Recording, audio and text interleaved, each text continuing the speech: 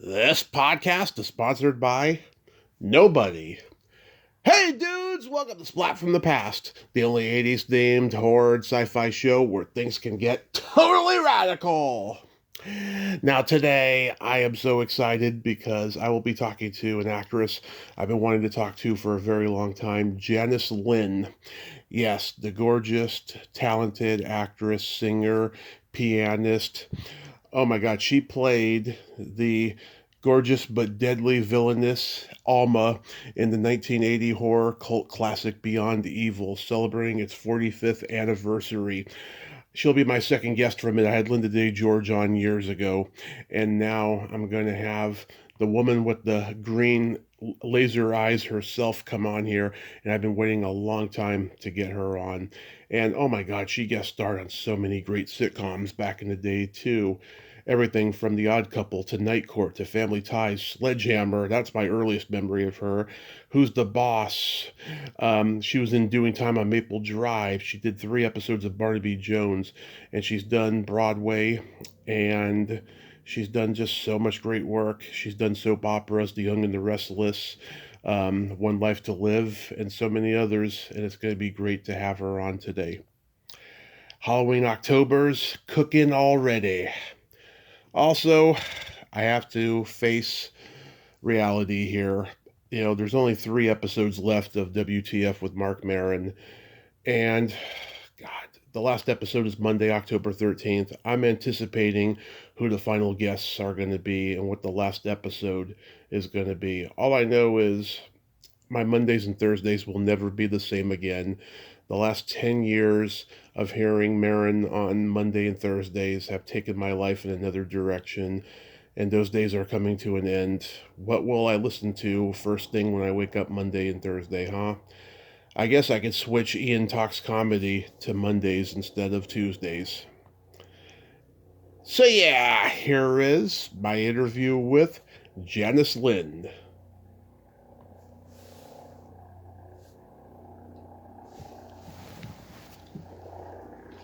Hi, Tony. Hey Janice, welcome to the show. How are you today? Thank you. I'm terrific. I'm in New York on a beautiful fallish day. Beautiful. I can't tell you what a great honor this is. Thank you so much for coming on today. I've been wanting this for a long, long time. Oh, well, thank you for remembering some things are long ago and far away. Absolutely. So, going back in time, I was reading that you began dancing at the age of 4, and then a year later, you began piano lessons. And I watched that video. Your piano playing is magnificent. Um, Oh, so, thank you. absolutely. So, was music your trajectory long before acting then? When I was 2, believe it or not, there's a wonderful picture of me standing in the snow in Houston, Texas, singing. I wanted to be an opera singer, and I don't know why I picked that. I don't know where it came from. Maybe a past life, who knows? Uh-huh. But I wanted to be an opera singer, so I started piano lessons because you have to be a good musician and read music and so forth. And I just happened to be good at the piano. And I won a lot of piano concerto competitions like the Van Cliburn that gave me big scholarships then to go to get great opera training. And it's strange because like I need to fix my Wikipedia because on there it's like my career began on Young and Restless, but actually I had 3 major careers before that. I was concertizing as a child prodigy on the piano. But that wasn't the thrust of what I wanted to be an opera singer. And then I had a big operatic career that went on to Broadway. And then I've been all over the place. I know. I got so much I wanted to ask about that. So you performed with the Dallas Symphony when you were 10. That must have been, God, nerve-wracking and exciting at the same time. Oh, it was. It was. It was. I don't. It was just. It was thrilling to play with a symphony. You know. Yeah. Because usually until you sort of get to that level, you don't play with symphonies, you play solo. Mm-hmm. So it was thrilling, absolutely thrilling. And yeah, they used to have bar buckets for me in the wings because that's the most nervous I've ever been about anything to this day when I have to play the piano. It's just so, like in acting, if something goes wrong, sometimes those are the most thrilling moments in a play or a television show or film. But in classical music, it's like everybody knows the repertoire of 200 years. Mm-hmm. So it demands more perfection, so to speak. It's Yeah. a lot of pressure. Yeah. Were your parents supportive of you? Very. And neither of them were professional. My dad had a glorious voice, Mm-hmm. which is probably what I inherited. He sounded, the closest I can come to is like Bing Crosby. He had that really relaxed, warm, gorgeous sound. And my mother could almost do anything. She taught herself to play the piano. They were brilliant people who came from, blue collar, but really smart people who learned as they went along. Mm-hmm. And they bought me a piano when I was 5, having no idea whether I was talented or not. I just kept saying that's what I wanted. And they made me think I paid for it by putting a piggy bank on the piano, and I put every penny that I got like I was paying for my piano. Mm-hmm. Of course I wasn't. But they would drive me like to Houston or New Orleans for the best teachers. The advantages of being an only child, there are always disadvantages, but they were very supportive. They didn't push. Oh, that's good. Yeah. So you attended both Indiana University and the University of Pennsylvania studying music, and then is that Actually, that's not. I went to Indiana, but I didn't. I was with Fred Waring and the Pennsylvanians for a short time. Okay. I don't. That's where that came from. Oh, okay. Some of that is like out of left field when the internet first started. On TV.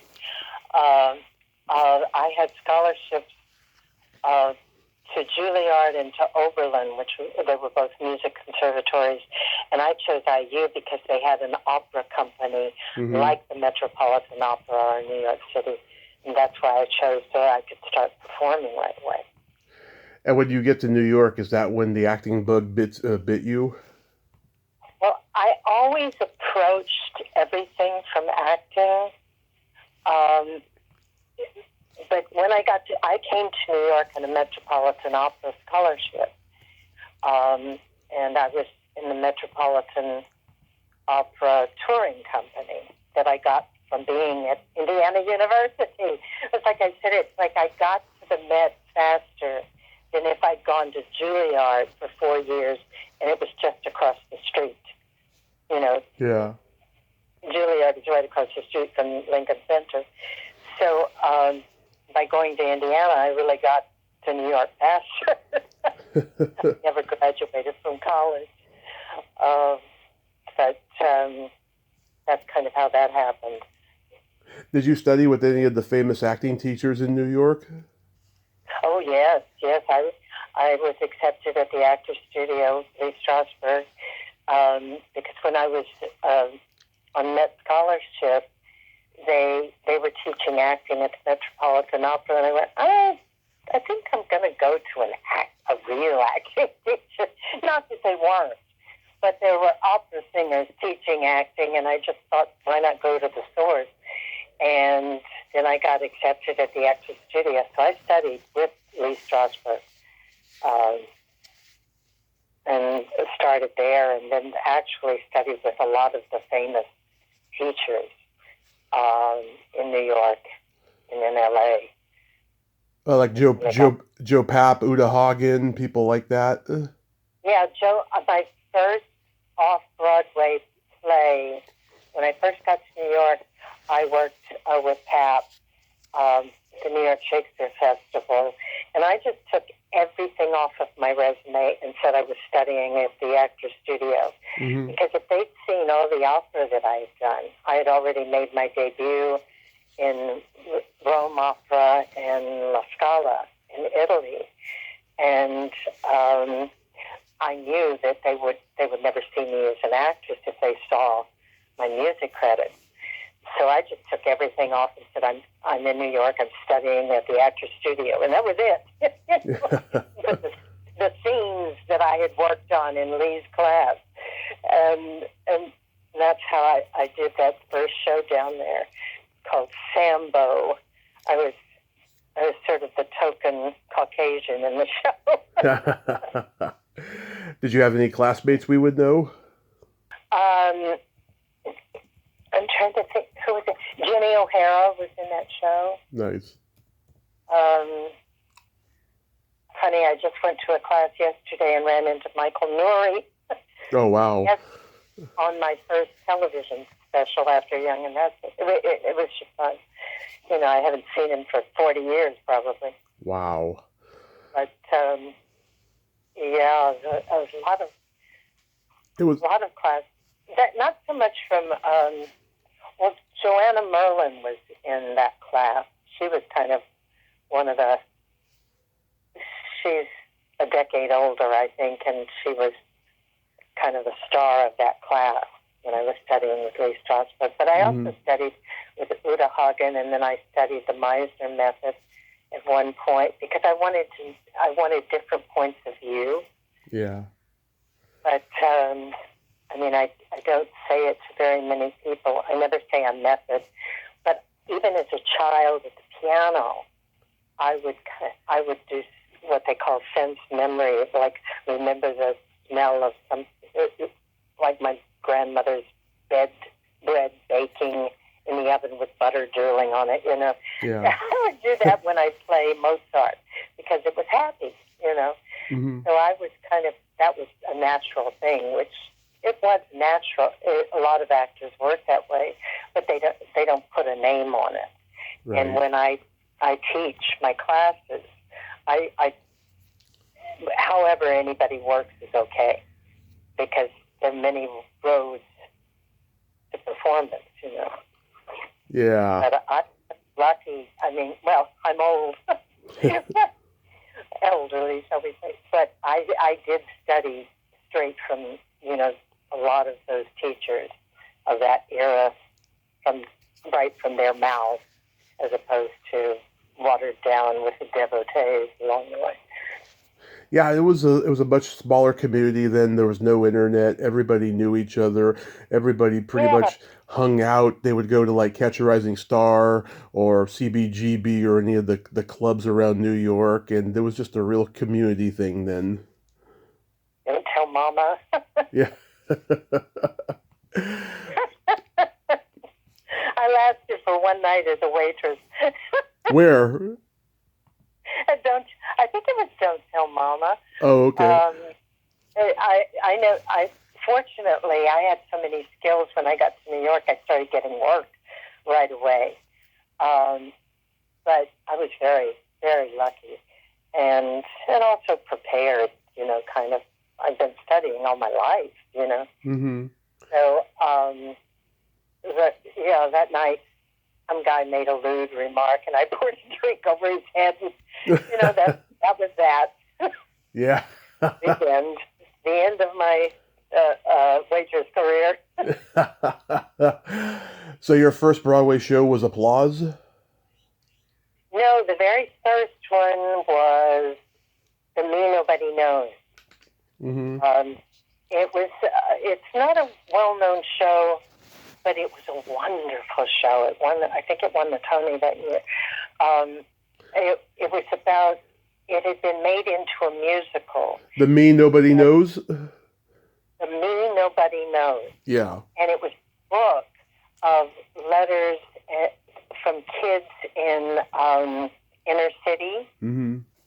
And it was like a teenage cast and children.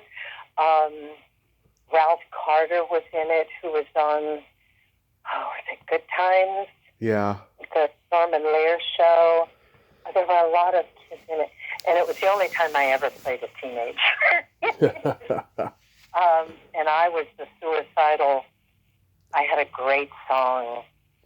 It was like, hard to tell you how I feel.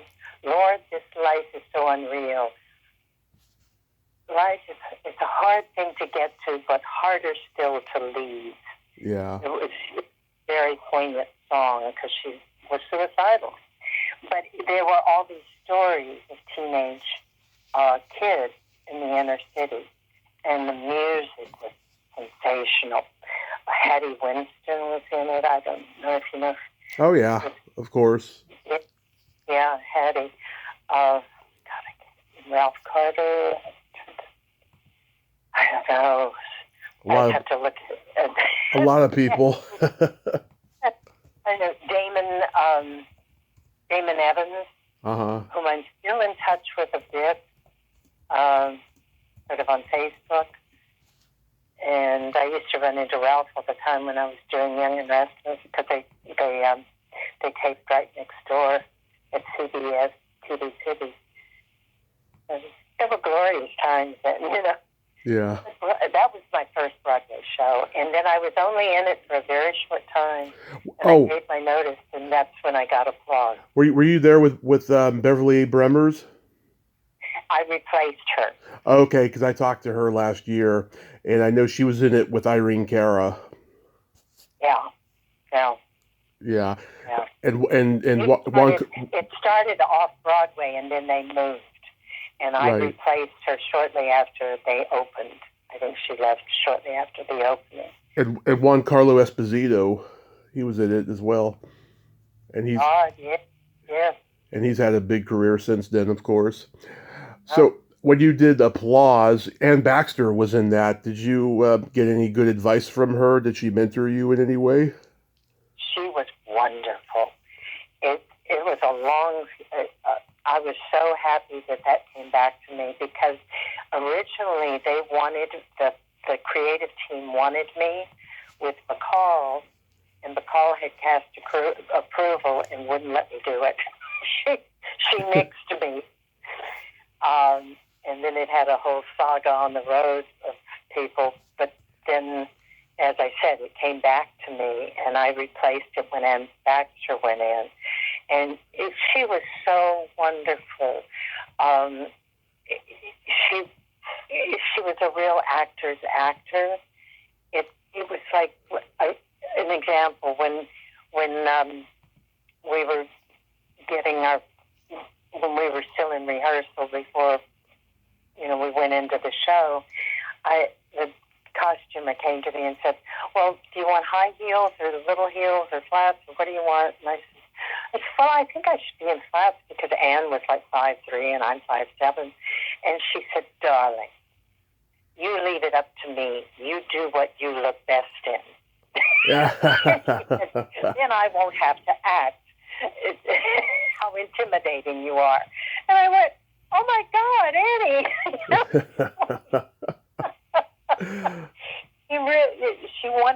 She didn't want to have to act that, And I understand, I never worked with Bacall, obviously, but I understand it was like, Bacall, if your line reading wasn't the same every night, she would go bonkers. And Anne was just, no, let's work on it. Let's see and create things. And so she was just delicious in it. And then I worked with such incredible women. And then you got on The Young and the Restless. You've done several soap operas, also Another World and What Life to Live. People tell me that the soaps are the hardest acting jobs because you have to memorize 50 pages of dialogue a day, and if you stop or mess up, you're out of there. Did you find that to be challenging at first? Well, I think people who come from the theater, it's easier. Because it's like you're doing a live show, live to tape. In the old days, not anymore. We would have like a read through in the morning, and then, by the time you got to hair and makeup, to do a dress rehearsal, and they would do a dress rehearsal on camera with all the camera blocking and everything. And then you'd go live to tape. And I never, ever, in my experience, had anybody say, cut, let's do it again. I mean, I think the ceiling would have had to fall in to stop tape. And now it's like the last few times I've been guested on Young and Restless and gone back there, and now they go straight from hair and makeup onto the floor and tape. Shoot. I don't, Yeah. Digital, it's not tape. And people make, there's no rehearsal. So it's like if somebody flubs a line or something, they just do cut, pick up. And I went, oh, wow, is this different? It's more like film. I mean, I would never say cut in film or anything. That is just, actors never say cut. maybe Al Pacino does, but someone like of that stature. But, and another world was horrendous, though, because it was an hour and a half went on it, and it was like 80, 90 pages of dialogue. I mean, fortunately, I have a quasi-photographic memory, which helped me enormously. I don't know how anybody else could do it. Yeah, it's crazy. Not long after that, you guest starred on the pilot episode of Griff with Lauren Green and Ben Murphy. Like, how was that experience? I honestly don't remember that. I wonder if that's, there's some errors in my IMDb. I honestly don't remember it. Oh, okay. I was just curious. And I thought something was, I don't know if it's a mistake in the, yeah, it's okay. Somebody recently, someone who's a fan, posted another pilot that I did called Nightside with Doug McClure. And I was like this Vargas girl waitress. And that one I remember vividly because they expected me, most actors have been they've been waiters or waitresses. And the woman was showing me how to make the coffee and do this and so it was like I couldn't do any of it. I didn't cook. I didn't make coffee.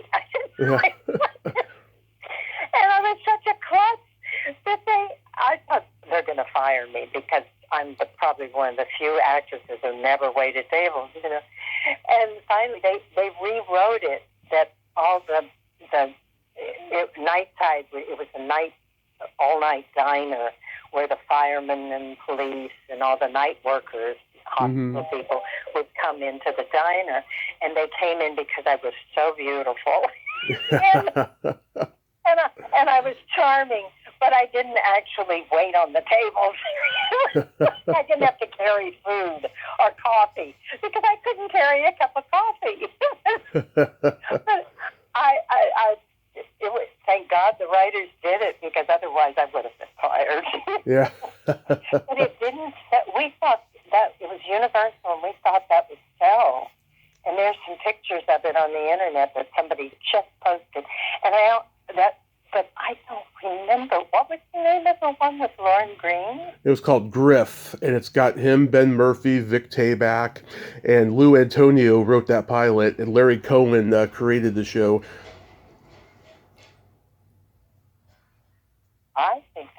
I don't think that's real. It's okay. It's okay. We don't have to go there. It's okay. How about The Odd Couple? You did The Odd Couple.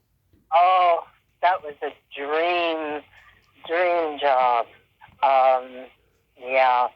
I played Jack Klugman's younger girlfriend, much younger.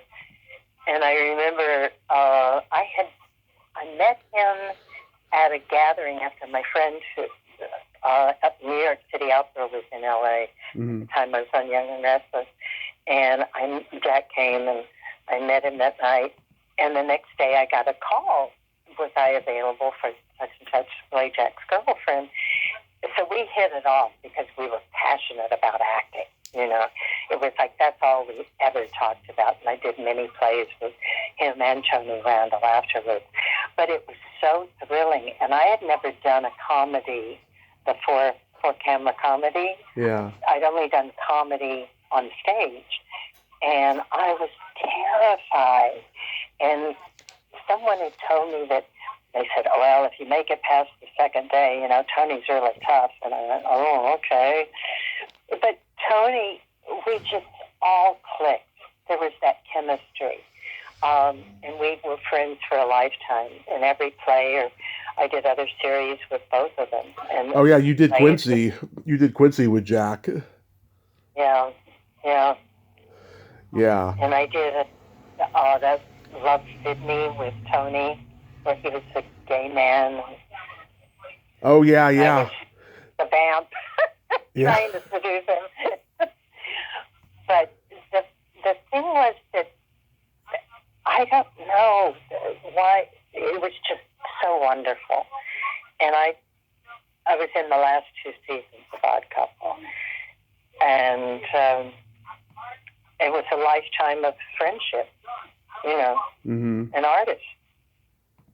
But they were just the best. They were great. Larry Marshall came up to me one day and he said, yeah, we were placating Jack so he could have a young, pretty girlfriend. But he said, but you guys really click. There's not a click.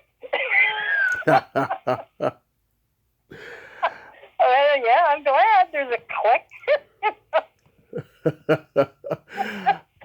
You did three episodes of Barnaby Jones. I watched the one where you have the bigger part, the one with Don Gordon and Mark Shearer. Oh, yes, I'm the scuba diver. Yeah. Yeah, they tease that. It looks like I'm the villain, and I am sort of villainous, but not the villain. Yeah, that was fun to do. I loved working with Buddy. We always would do times. We would tap dance together in between takes. Oh yeah, because he was almost the Tin Man in The Wizard of Oz. I know, he was so sweet and just a lovely, lovely, delicious man. Yeah, and Lee Merriweather. Oh my God, gorgeous woman. Gorgeous before makeup. She didn't need makeup. Yeah. And a very sweet lady. It was a fun show to do.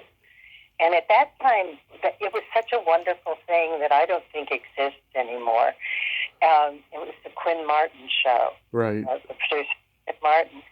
And there was like a stable of they would hire people on different shows, their shows, and they liked New York actors who had a range.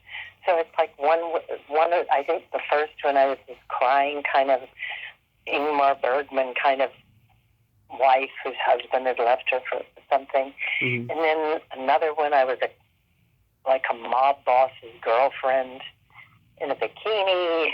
And then I was in the scuba set one, yeah, which was, but I also did a number of pilots with them. And so it was like they would have a stable of people they would hire over and over, and they wouldn't even ask you if you'd ever done a part like that. They just assumed you were a New York actor and you'd been on the theater and had range. And it was, that's so much fun. That doesn't exist that I know of anymore. If you get tight, you get offered that. Yeah, like I said, it was community back then. It was a whole different world, And God, there were so many great guest stars on on those shows that you were on. Peter Mark Richmond was in the second one. Oh, he was the mob boss. Yeah. That I I was his girlfriend. Yeah. That guy holds the record for the most guest star episodic television, like 500 episodes. Really? Yeah. Oh my God. He was a lovely man. I knew, actually, I quote him in my acting audition book, one of his, and I've forgotten what the quote is at this moment, but he was a good friend of, I don't know, Leonard Stern. Yes. Was sort of a mentor of mine who wrote the I know Kate. She's been on the show. Oh, yeah. Oh, Katie. Yeah. Yes.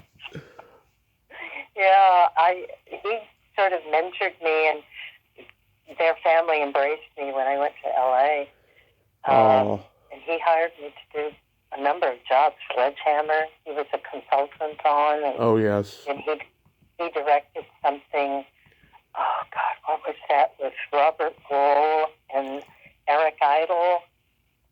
It was a movie, and now I can't remember the name of it. Oh, I have no idea. That's a great combination, though, Robert Wool and Eric Idle. And Leonard at the helm, you know. Yeah. So, but Katie's a sweetie. I love her. She's great. So I love Beyond Evil. I think it's such an underrated horror flick. I had Linda on a couple years ago, and she's a great lady. And it's a great, like, revenge, horror story. Like, how did this come to you? Like, you hadn't played anything like this up to that point. No. That was actually a friend of mine directed it. Mm-hmm. A longtime friend. Herb Fried. Herb Fried, yes. He's still today a good friend.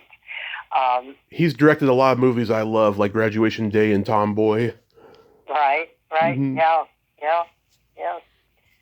And he's still in there. I when I'm in LA, I take him to dinner every Friday night. Oh, love it. But the Beyond Evil, I did a ton of research for it. I worked with a witch, a healing witch. He had a coven. I went to them. It was a bookstore on Santa Monica Boulevard in near West Hollywood. And I walked in there and I said, does anybody know anything about witches? Because I'm playing this character that I want to study up for, and see how, and what are the rituals and so forth. And he said, I know you. We had done like silver mind control class together. I remember you from class. He said, I have a healing coven. And he said, I'd be happy to give you, some books on it and teach you some of the rituals. And he said, in the dark arts, that then you reverse things as opposed to in the healing coven. And it was so it was really authentic. I really did authentic things. But then the Pino Donaggio did the score, which the score, I thought, that survived the movie. I felt like I could never use scenes from the movie because they cut it. So the fast cuts, it was sort of in the beginning of where people were doing the fast cuts and they didn't let a scene play out. Right. Because all that stuff in the beginning with my husband, those were really those were longer scenes. Uh-huh. And, but I loved it, yeah. Those green lasers coming out of your eyes are like my favorite part of the movie, and I like it. Yeah, I had to work hard on those. Yeah. Yeah. And Herb Fried said, how do you do that? And I said, well, I think it's called CGI. Herb Fried. I could do the intense, I'm making something happen with my eyes, but I did not do the green lasers all by myself. Yeah. Well, I saw it here in New York. I went to a screening, and there were a group of kids in front of me, in the aisle in front of me, and one of them said, "Oh, she's a mean motherfucker." Yeah. Oh, I loved it. I just love it. It was so much fun. Yeah, and Herb Fried's wife at the time, she played Leah, the Palestinian girl, and you like shoot your Yeah. lasers at her in that scene. Yeah, that's a great scene. She was my soul sister. Hmm. We met, that's how we all hooked up. She and I were in an acting class. His name was David LeGrant, and he had studied with Lee Strasberg, and he had a class that, God, the class, Bernadette Peters was in it, Janelle Allen. There were just a lot of us who were on Broadway at the time. And I met Annie in class. She walked up to me one day and she said, "Hi, soul sister." And I said, "Hi, soul sister." And from then on, it was like we really were. I don't know where or how, but you know, those people that it's just the instant, I see you, I know you, and you're my friend forever. Oh. And so that was probably the strongest girlfriendship I had pretty much in my life. You know? That is wonderful. And John Saxon and Michael Dante are in it. And Yeah. you growl when John Saxon's like twisting the ring off your finger. Those are all me. And all the chants are me. And Tina Donaggio, the composer, made those chants into like choral things. Mm-hmm. He wrote music around them because then I had to go into the studio and do the chants so that he could write the music to them. So a lot of that, and they were real chants that I got from this warlock. Yeah. Was the movie completely shot in the Philippines? No, it was Los Angeles. Yeah, it looks like Malibu Canyon or something. There's one, I think it's in the beginning of the movie. It's like the climax of a Verdi opera. Right. And it's just a still shot on the mansion. That house was incredible. Yeah. Which near the Hollywood sign, actually, in the Hollywood Hills. But wow. It opens with a shot of that house and the music going, dum, you know, yeah. But nothing's happened yet. Yeah. Yep. So I love it. But it was fun to do. And then at one point, I was back in New York. I came to New York right after we finished shooting to do Another World because the SAG was going on strike. I guess 79, going into 80. Oh yeah. And somehow the studio lost the last part of the film. So I had to fly back and redo the ending where I disintegrated and everything. Yeah. I'm melting. But I loved doing it. It was so much fun. The only thing I wish they'd had let scenes play out a little more. But that was Herb's movie. How was the Family Ties experience? Oh, that was fun. Everybody was so sweet. I sound like goody two-shoes. But I've had really nice experiences on most of the working situations I've been in. They were real. I only did that one episode, I think. Yeah. They were very professional and very friendly.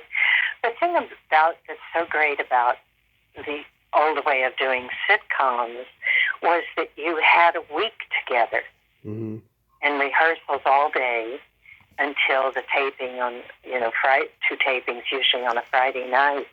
So you really got to know everybody. Yeah. And they're changing the script during the week, so you're all learning lines and trying things out. And it's really more like the theater that's going on camera than, like, say, film. So it was a lot of fun to do. That was the part I didn't expect to get because I think she was a New York writer.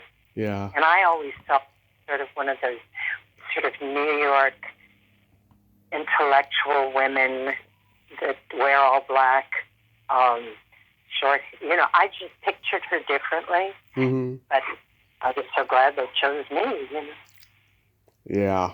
It's like the thing I say to people. It's just don't talk yourself out of a role. Just go do your work, and if it's not this one, it'll be. If you do good work, then they'll think of you for something else. Right. But fortunately, yeah, I kind of went through that was when I first started going back to L.A. after I did One Life to Live. Yeah. And I just went through I think it was the NBC lineup. I did all those shows. That was a NBC show. And then you were on Sledge Hammer, which was ABC. That was actually my earliest memory of you. I could go years without watching Sledge Hammer episodes, and I remember every single one of them. And this one I especially remember because it was a Magnum Force parody. Yes. Yeah, it was wonderful. It was so wild. Yeah. And the tango, that monologue I had with the tango, yeah, that we never rehearsed. Yeah. We just did it. And thank God David Rashi is also from the theater.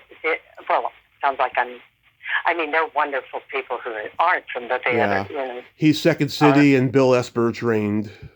Yeah, but it's like we really we winged that with a thought and a prayer.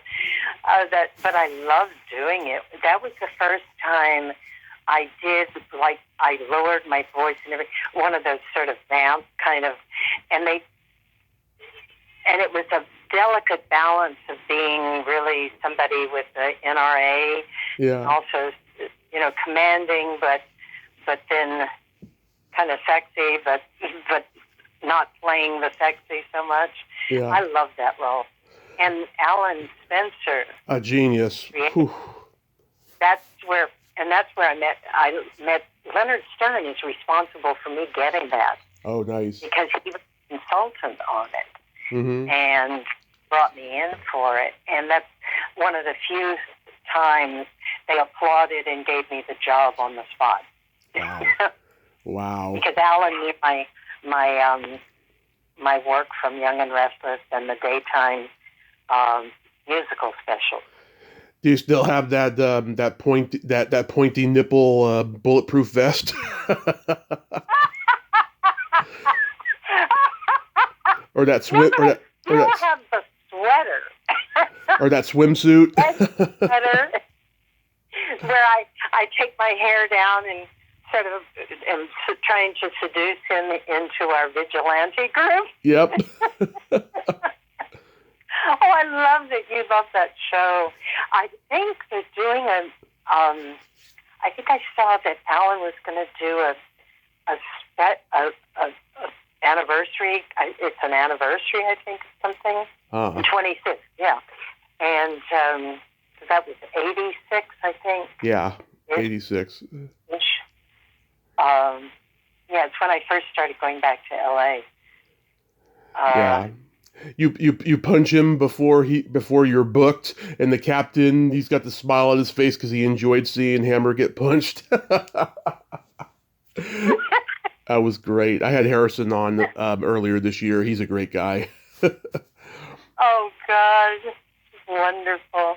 Harrison, I see him on so many things, and he's always wonderful. Yeah. Always wonderful. They're very good at... I still have a scar to remember that show. Really? What scar do you got? You know, when I had the pump gun at the end, yes. And I'm in the leopard suit. Yeah. That's why I meant that. I meant, did you also have the swimsuit? I do somewhere, and I was barefooted, yep. And they were blowing up everything, all the light bulbs, because I was I said, for being an NRA person, I was such a bad shot. Yeah. Because I'm hitting everything but Hammer. Yeah. And at one point, and he's got his Magnum, shooting up at. I was coming down the stairs, Mm-hmm. and one of the blanks grazed my thigh, and it was bleeding, Yeah. Oh, and I remember the guy who was AD right before we shot that scene where I'm shooting at him and they finally arrest me. But I looked up before the director said action, Mm-hmm. and everybody was in those moon suits for explosives. Mm-hmm. I mean, all the crew. And I went, what's wrong with this picture? Yeah. I'm barefooted with very little on my body. Yeah. And all that stuff was really blowing up around me. Oh my God. I mean, I was so lucky I didn't get hurt. You know? Oh my God. It was terrible. When I looked up and saw that, it was like, I still have that picture vividly in my mind. I wish I had a photograph of it because it was like, oh God. If we ever meet in person, but I would never stop tape, or stop the camera shooting. If we ever meet in person, you guys show me your thigh.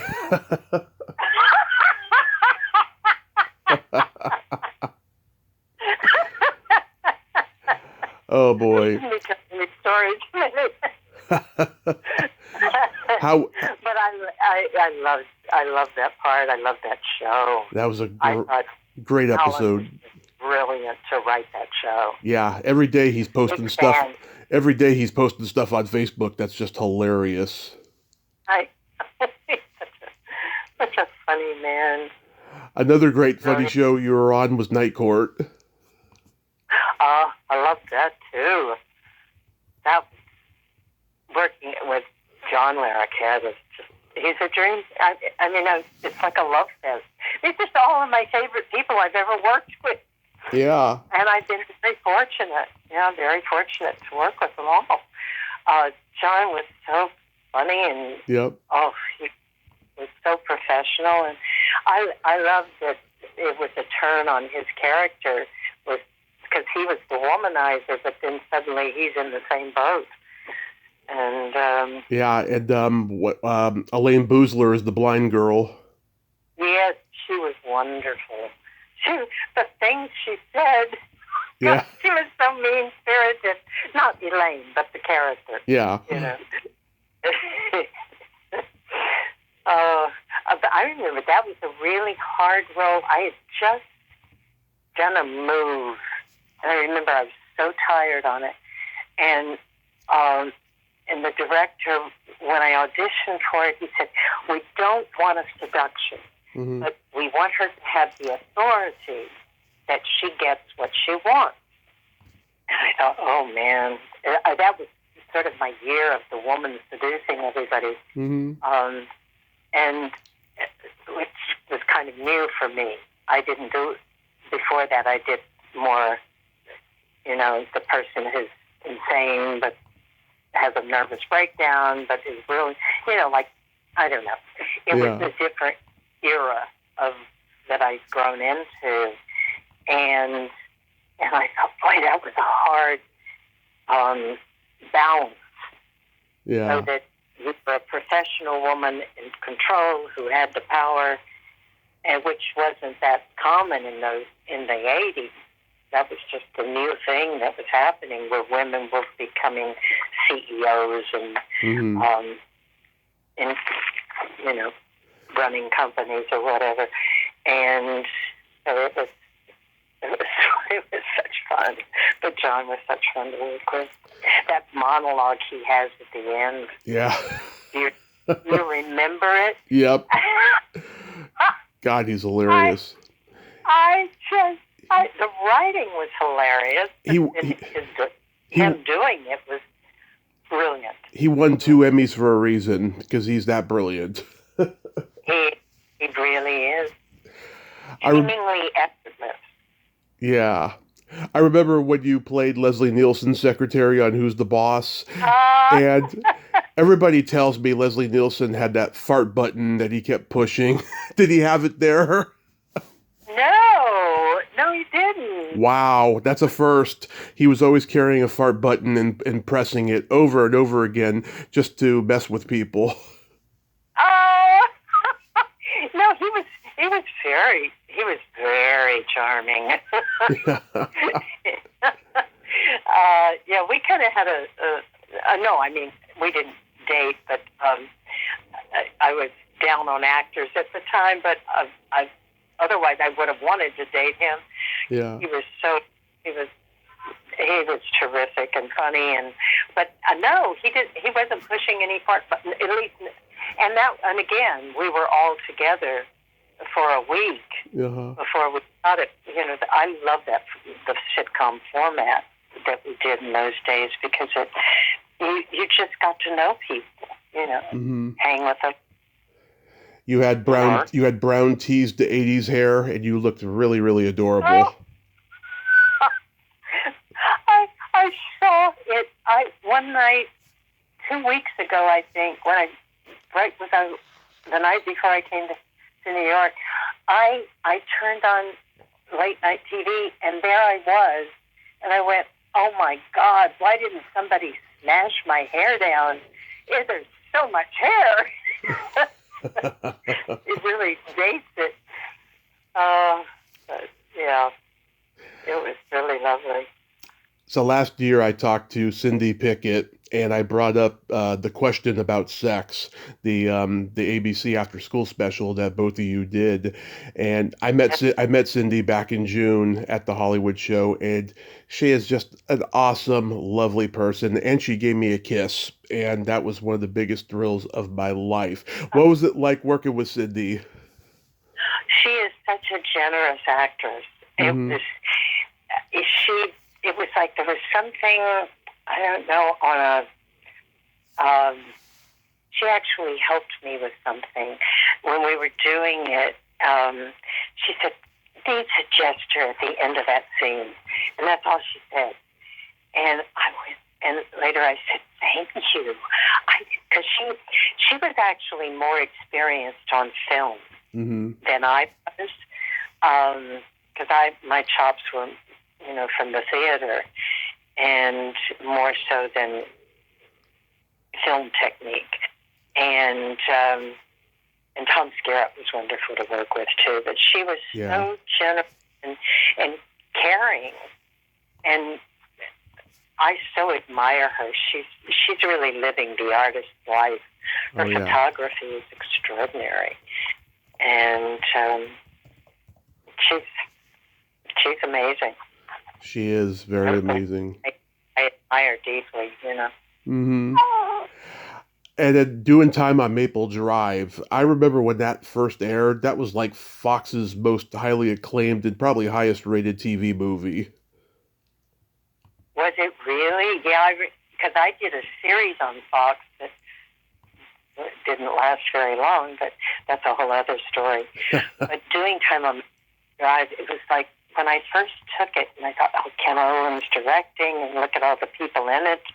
And it was a part that wasn't so essential. And I thought, and my agents didn't want me to do it. And I thought, you know, but I want to work with these people. I just want to work. And that was kind of my thing of, I want to work with these people.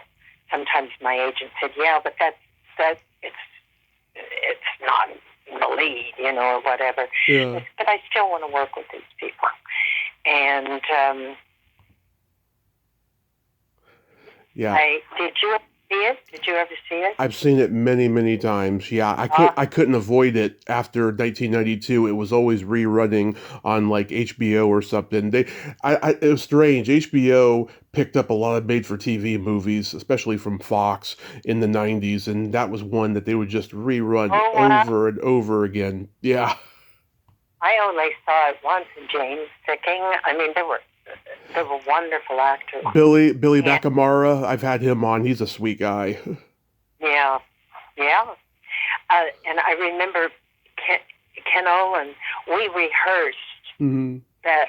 I think it was that opening scene an entire day, and it was choreographed with the cameras and everything, and then he did it in one take. Yeah. Like at the end of the day, and that was the first time it was like the theater again. You know, you're doing a total performance in one take, that from room to room, and of course cameras have to rehearse like crazy because to get that shot. And he did it in one take, and I think he did one to back it up. But it was the first, and I went, "This is heavenly. This is just heavenly," you know. Yeah. And I remember Bibi came up to me, and she something about, she whispered in my ear, and she said, "I've done many parts like this. Don't think it's less than it is."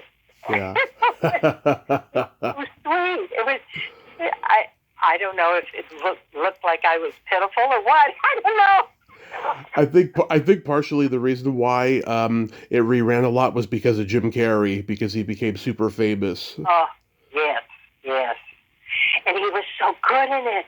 Yeah. No one expected, because he was known for his outrageous comedy and the faces and everything, and he really pulled it in. And I remember after seeing him do those scenes, and I said, it's like, there are very few comedians who can do Robin Williams, someone who could be outrageous in their comedy, but also be able to pull it in and be a disciplined actor, you know, in a drama.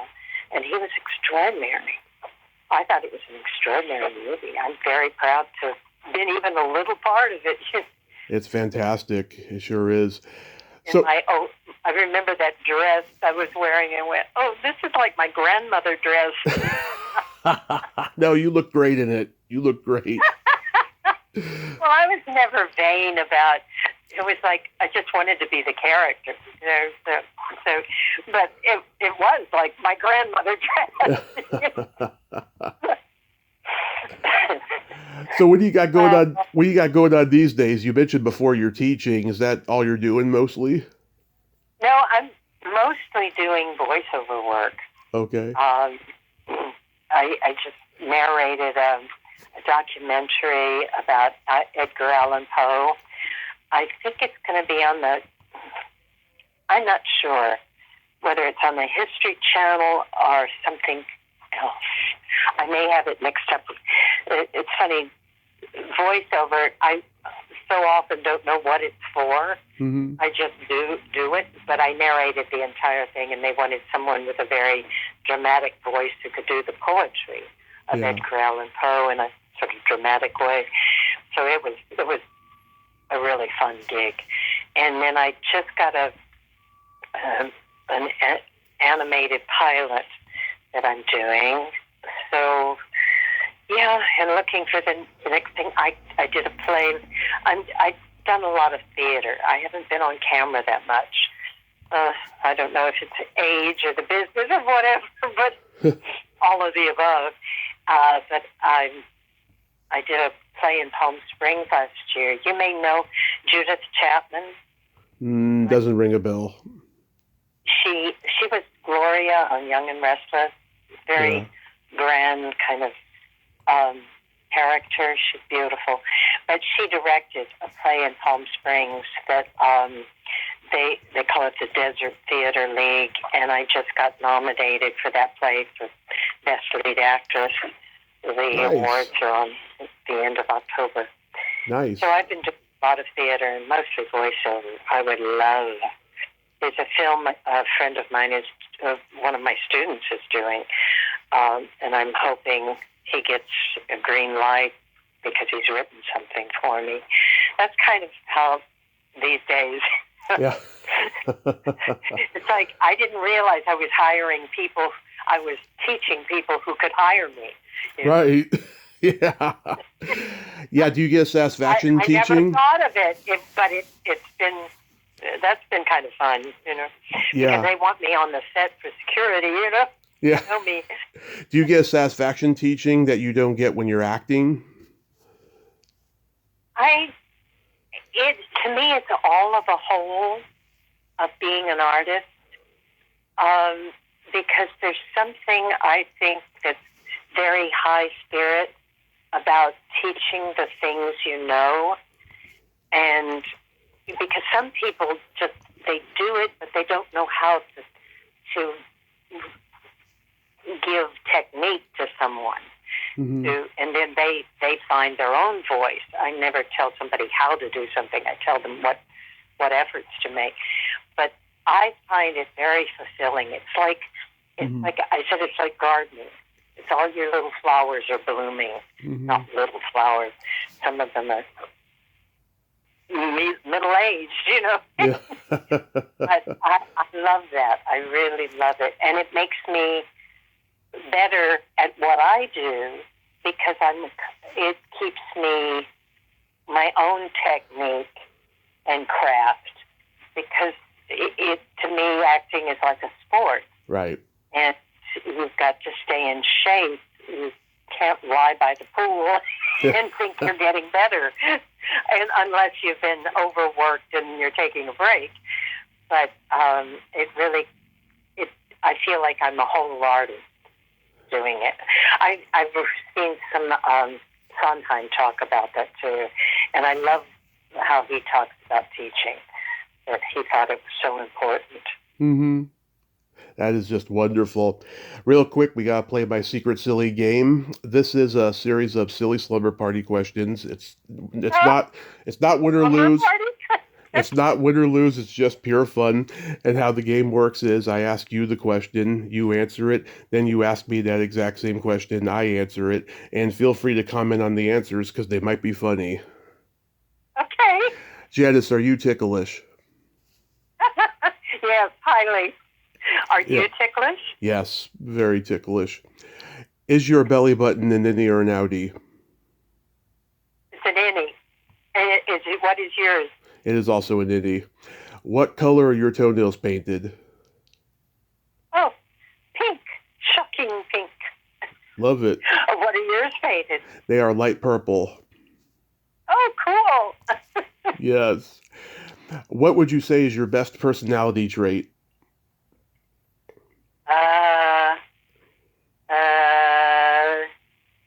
Empathy. Love it. And what do you think yours is? I have empathy, and I have no filter because I'm a Gemini. Oh. I was married to a Gemini once. Really? If you could have anything named after you, what would it be? A theater. Oh, nice. Or a child. And you, what would you like to have named after you? This might be shocking, but I'd like a vibrator named after me.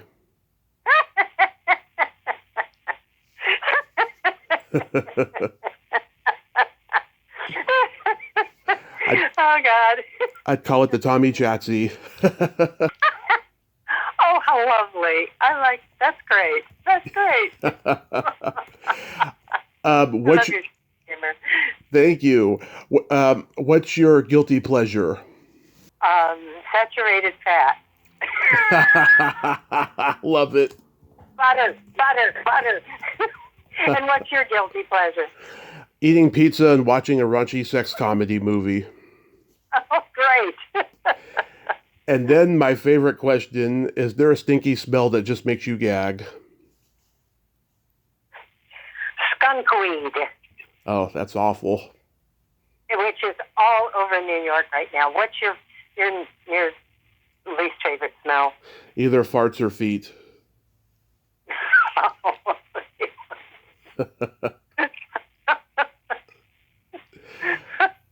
Yeah, I could agree with that. Those are pretty bad. It's like skunkweed has taken over from LA to New York. You're always walking through a cloud. Before COVID, I was coming back to New York more often than staying for like 6-8 months at a time.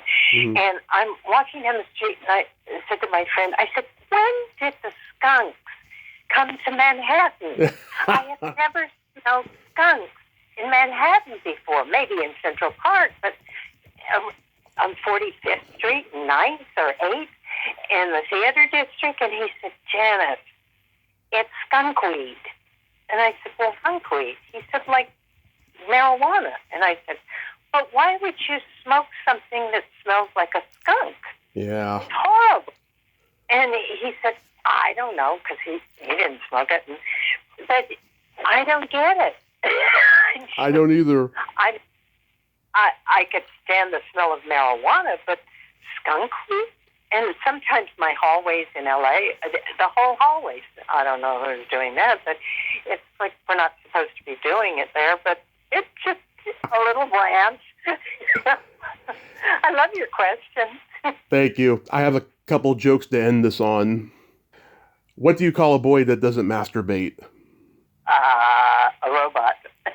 A liar. Oh.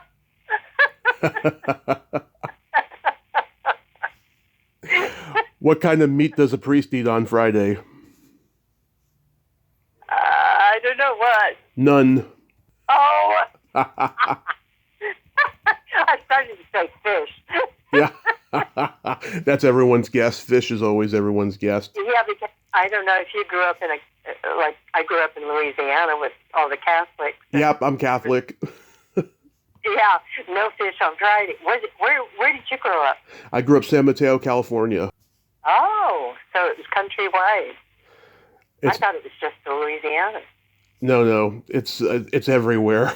But I like your joke. You're very funny. You're very charming. Thank you, Janice. You are charming as well, and I thank you so much for coming on today, and I'm glad we're Facebook friends now, and I'll talk to you again, and you have yourself a great day. Be safe out there.